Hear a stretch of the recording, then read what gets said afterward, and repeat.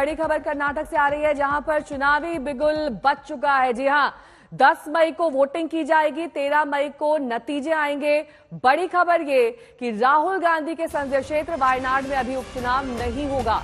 चुनाव आयोग से इस बारे में जब पूछा गया कि क्या राहुल गांधी सीट पर उपचुनाव होने वाला है, तो जवाब ये दिया गया कि इतनी भी क्या जल्दी है, अभी कोर्ट ने उन्हें 1 महीने का वक्त दिया है, हमें कोई जल्दबाजी नहीं है। भले ही लोकसभा से राहुल गांधी डिस्क्वालिफाइड हो गए हों, लेकिन अभी उपचुनाव वायनाड में नहीं होने वाला है।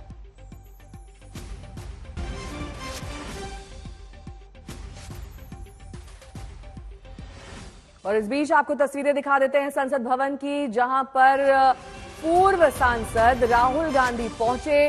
मां सोनिया गांधी और साथ ही मुलाकात यहां पर हुई। संसद भवन में सदस्यता खत्म होने के बाद पहली बार राहुल गांधी यहां पर पहुंचे हैं। संजय राउत, सोनिया गांधी, राहुल गांधी की ये मुलाकात, उनके बीच ये बैठक। सावरकर विवाद पर कांग्रेस उद्धव गुट में बैठक हुई। दरअसल यही मुख्य मुद्दा है जिसको लेकर उद्धव गुट और कांग्रेस एकजुट हुए हैं, और लगातार हमने राहुल गांधी के बयान भी सावरकर पर सुने हैं, जिसको देखकर और समझकर यही लगता है कि किस तरीके से कांग्रेस सावरकर के मुद्दे पर उद्धव गुट के साथ एकजुट है।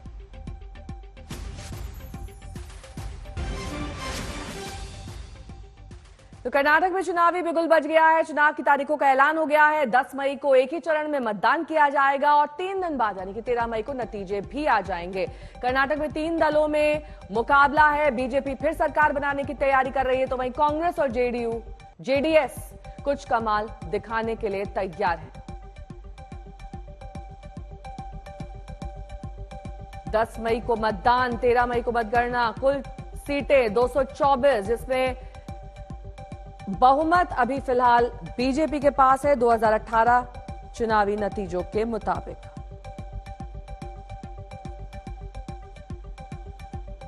अभी की मौजूदा सीटें आपको दिखा देते हैं। 224 सीटों में से 117 बीजेपी को हासिल है, 69 कांग्रेस के पास है। वहीं 32 सीटों पर जेडीएस का कब्जा है, 6 सीटों पर अन्य काबिज हैं।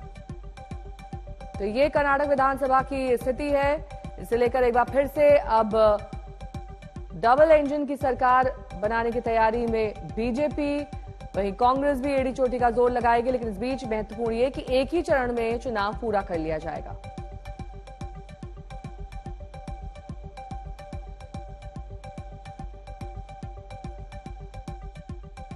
See, BJP is always a ever-ready party. We don't prepare for elections. We prepare for organization and we prepare for welfare of the people, and we are ready.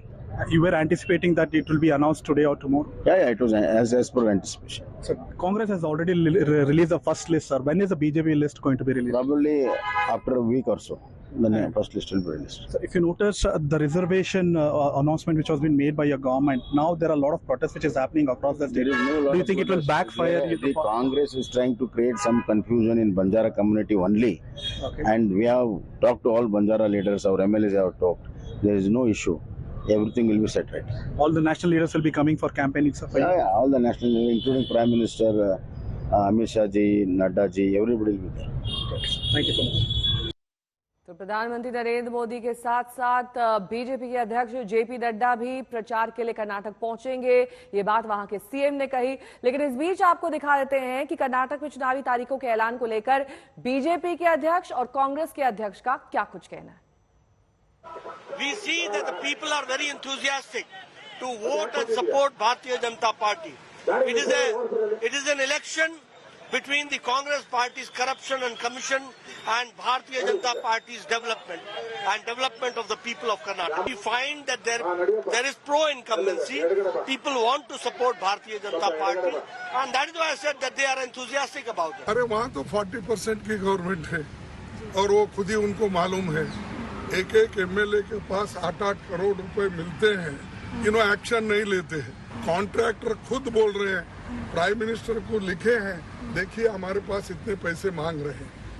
खुला लेटर लिखे, अरे खुला लेटर लिखे तो भी आपको तुम्हारी गवर्नमेंट करप्ट है ये मान रहे नहीं। इसीलिए हमको ये कहना है, ये गवर्नमेंट अपने को खुद ही करप्ट है और दूसरों को करप्ट बोल रहे हैं। और वहीं चुनावी तारीखों के ऐलान के बाद संसदीय कार्य मंत्री प्रहलाद जोशी ने कांग्रेस पर हमला बोला। सुनिए।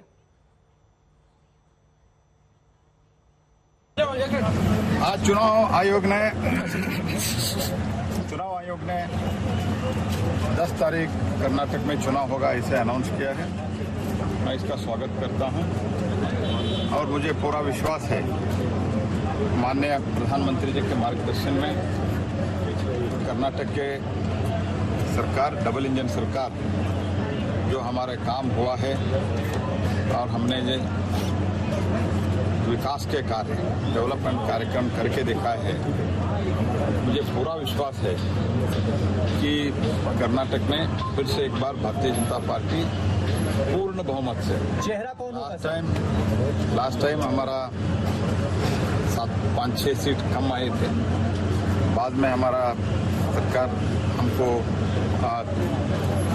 करना पड़ा, इसलिए मुझे पूरा विश्वास है जो माननीय येडियुरप्पा जी के नेतृत्व में और माननीय बोम्माई जी के नेतृत्व में अभी जो काम हुआ है ये ऐतिहासिक काम हुआ है।